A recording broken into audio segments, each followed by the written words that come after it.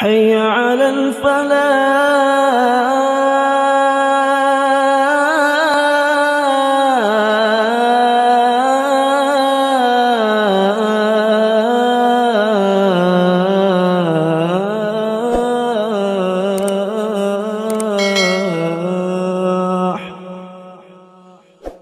Bismillahirrahmanirrahim. Assalamualaikum warahmatullahi wabarakatuh.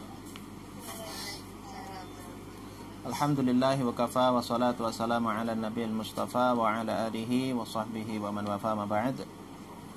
Rabbi shrah li sadri wa yassir li amri wa hlul 'uqdatam min lisani yafqahu qawli. Ibu-ibu yang dirahmati Allah Subhanahu wa taala, alhamdulillah kesempatan pagi hari ini kita bisa berjumpa kembali. Insyaallah kita lanjutkan kajian kita tafsir surat Ali Imran. Kali ini kita akan bahas insyaallah di ayat 26 dan 27 insyaallah.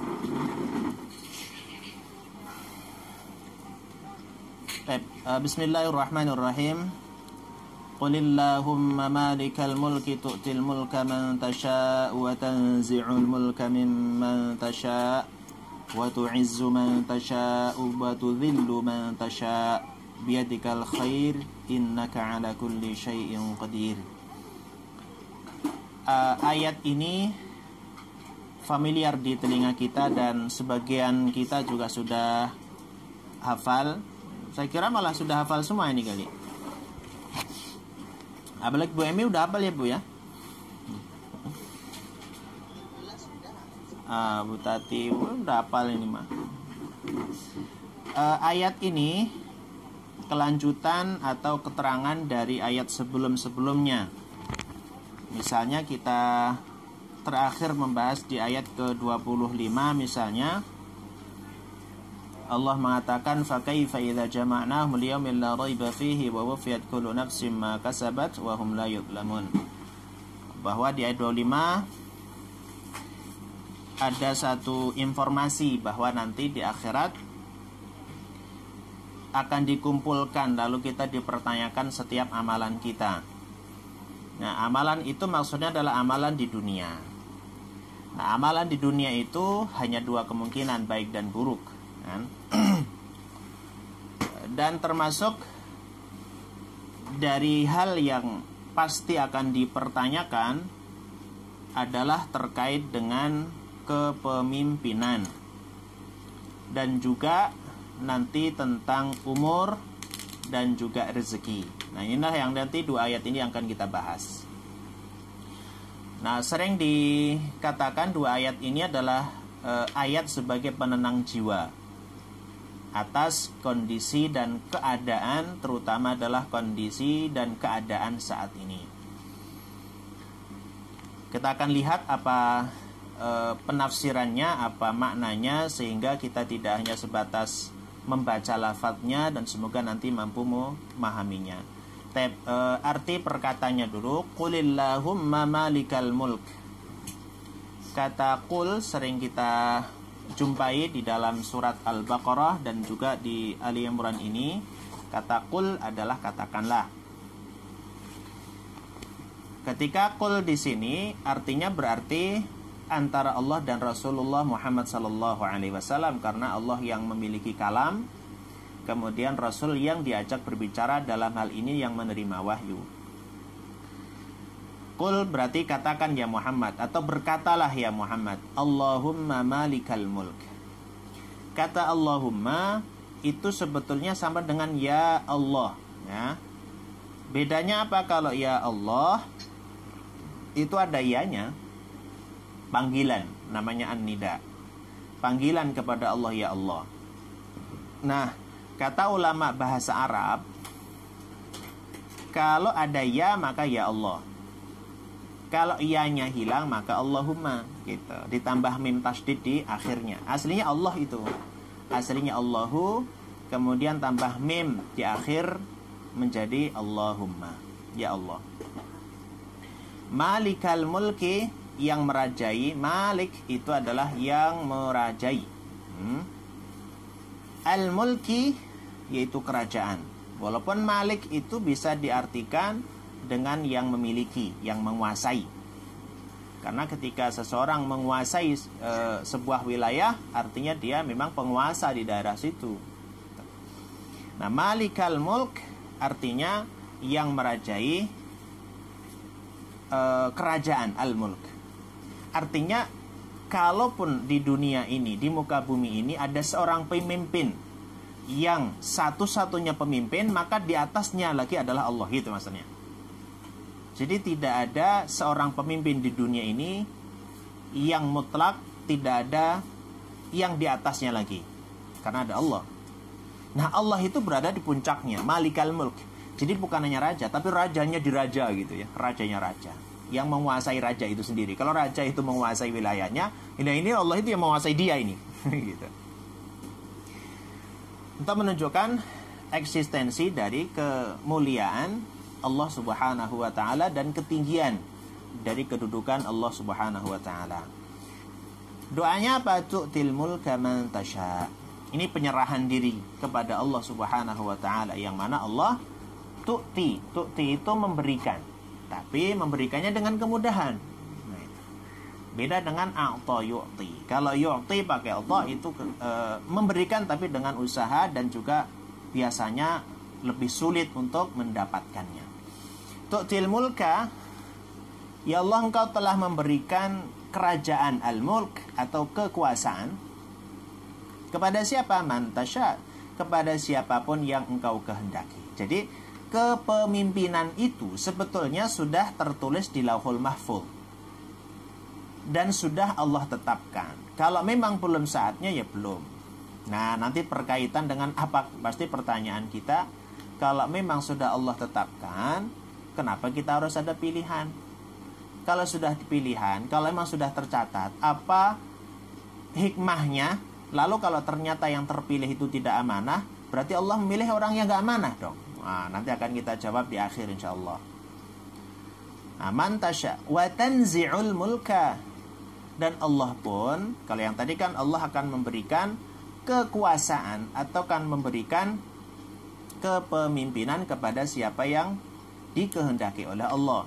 Wa tanzi'u, dan Allah pun, dan engkau ya Allah mencabut atau menghilangkan al-mulk, kerajaan atau kekuasaan dan kepemimpinan, mimman tasya, dari siapapun yang engkau kehendaki. Jadi Allah yang menentukan siapa yang diangkat, siapa yang diturunkan, siapa yang dilengserkan, siapa yang dimasukkan, dan seterusnya. Wa tu'izzu man tasya. Nah, dan engkau juga yang tu'iz. Tu'iz itu kalau sifat Allah menjadi Al-Aziz gitu. Al-Aziz artinya yang perkasa atau yang mulia. Berarti tu'izzu, dan engkau memuliakan. Ya Allah, engkau telah memuliakan man tasya, siapapun yang engkau inginkan. Ini kalau dibaca terjemahannya agak mulek ya, bingung, membingungkan. Katanya kepemimpinan di tangan Allah, Allah sudah tetapkan, berarti nggak perlu kita pilih dong. Nah, ini nanti dalil orang yang apatis itu nggak betul juga, nanti akan kita bahas insyaallah.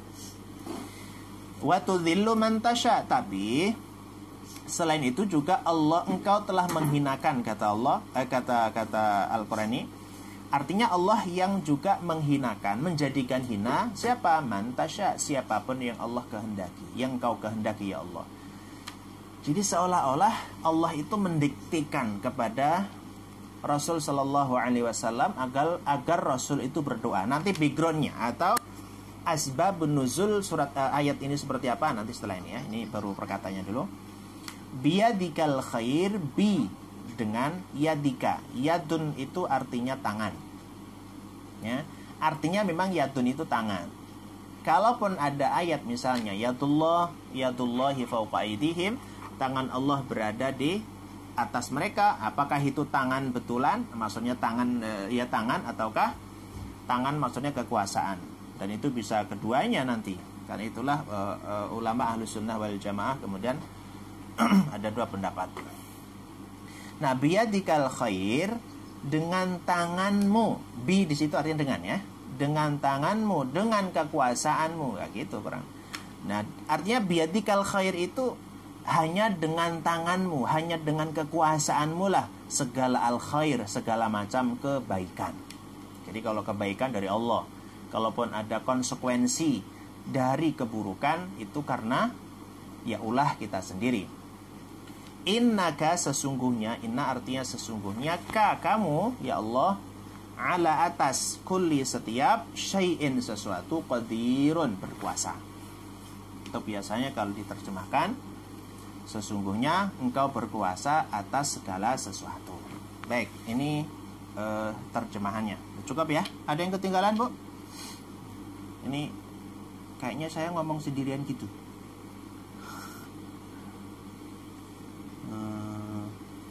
Kedengeran ya, Bu, suara saya?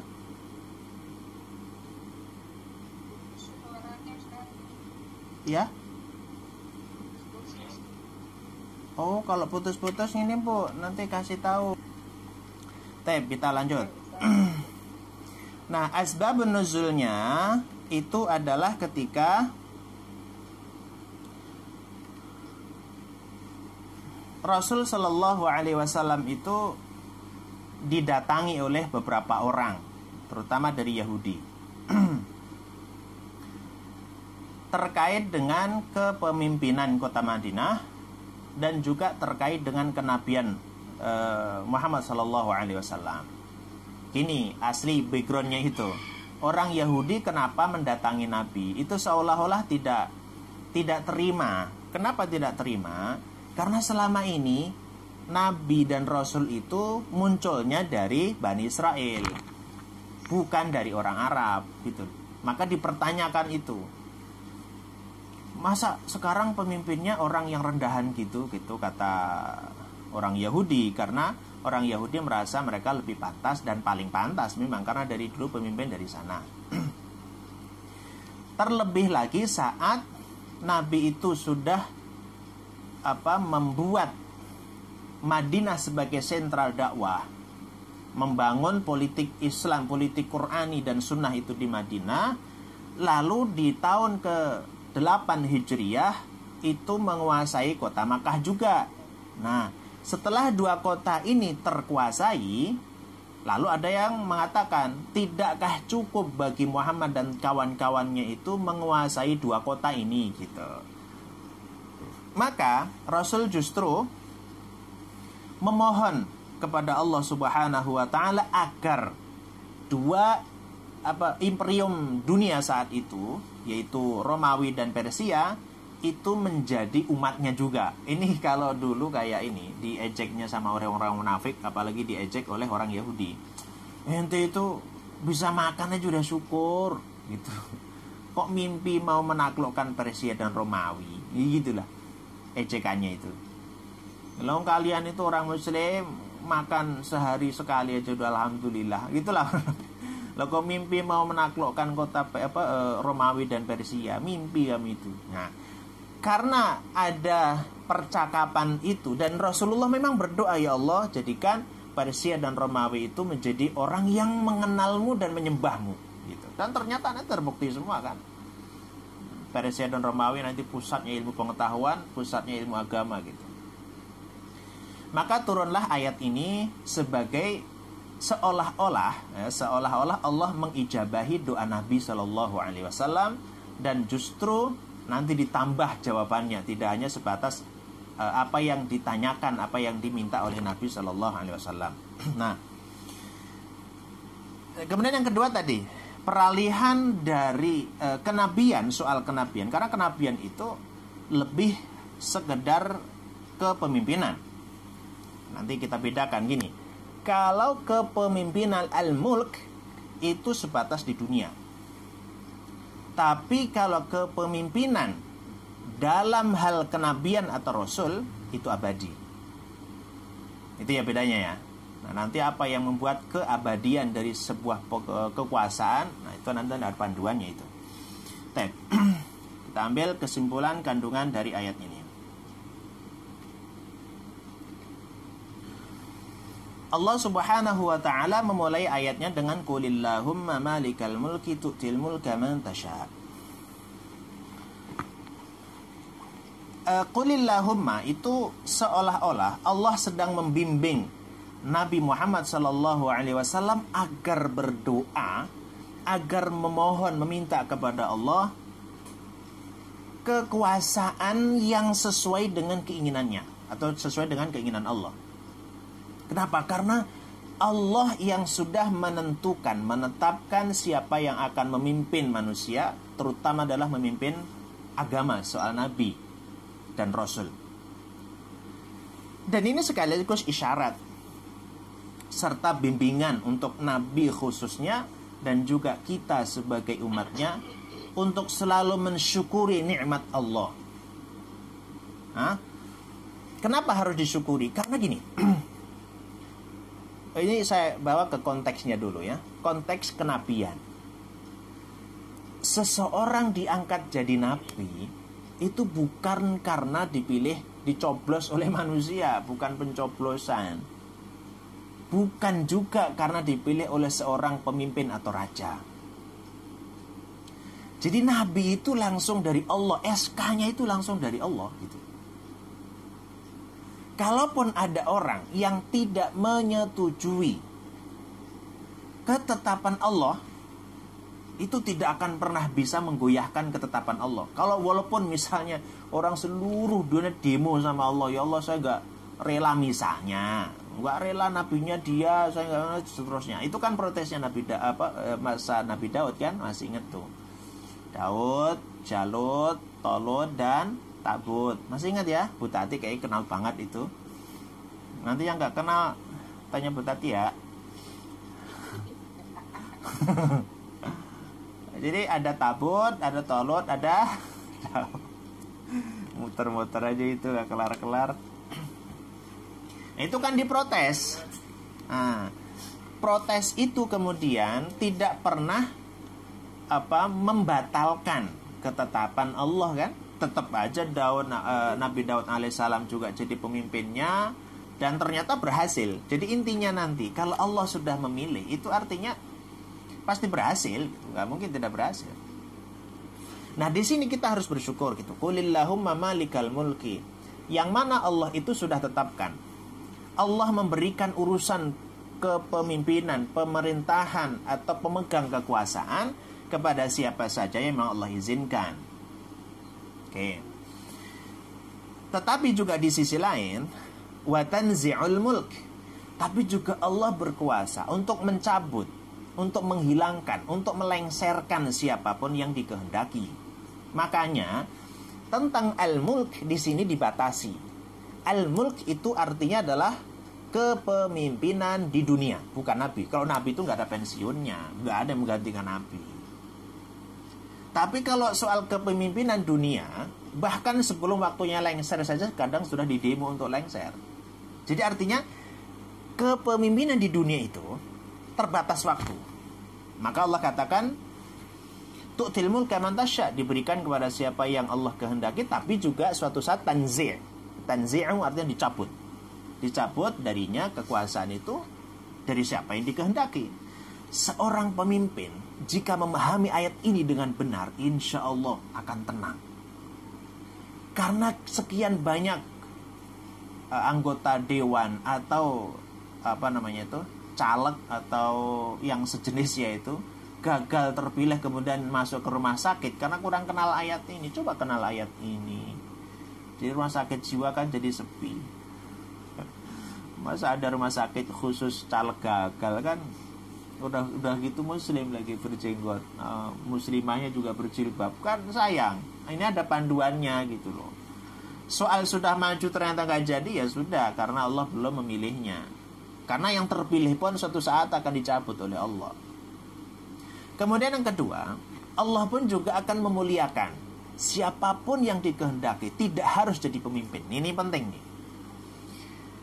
Jadi kalau ingin mulia sebetulnya gampang.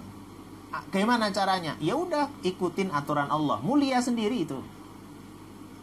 Sampai fatahajjat bihi nafilatan laka asa an yakuna maqaman mahmuda. Kalau ingin mendapatkan kedudukan yang spesial, baik di mata manusia, terutama di mata Allah, yaitu kita merutinkan, mendawamkan sholat malam, tahajud tuh kan. Ikutin aturan Allah, udah beres itu. Jadi wa tu'izzu man tasya, Allah akan memuliakan siapa yang Allah kehendaki. Tapi juga selainnya wa tudzillu man tasya, nanti juga akan menghinakan siapa yang Allah kehendaki. Jadi ini tidak ada ikatannya, tidak ada kaitannya dengan kecerdasan, dan tidak ada keterkaitannya dengan harus jadi pemimpin. Maksud saya gini, tidak selalu orang yang menjadi pemimpin, orang yang duduk di atas itu, pemangku kebijakan, belum tentu itu di mata manusia, apalagi di mata Allah itu mulia. Tapi sebaliknya, tidak semua rakyat jelata yang mereka tidak pernah mengenyam kursi kepemimpinan, tapi kalau Allah berkehendak untuk dimuliakan, mulia. Contoh ya. Dulu Imam Malik bin Anas itu pada masa Khalifah Umawi berarti ya. Ketika beliau Abbasi ya, maaf. Ketika beliau itu seorang ulama dan bukan umara, artinya dia ulama, berilmu. Hanya dia bukan pemimpin masyarakat, bukan pemimpin publik. Tapi lihat, penghormatan manusia itu lebih besarnya kepada Imam Malik bin Anas daripada pemimpin mereka, umara mereka. Misalnya ketika datang di sebuah majelis acara, ketika Imam Malik itu datang, berdiri semua itu, menghormati. Tapi kalau khalifah datang, ya ada yang berdiri, enggak. Bahkan tidak berdiri. Kenapa? Karena memahami betul Imam Malik bin Anas adalah seorang ulama yang memang harus dihormati. Itu maksud saya adalah tidak harus untuk dimuliakan itu harus jadi pemimpin, tidak.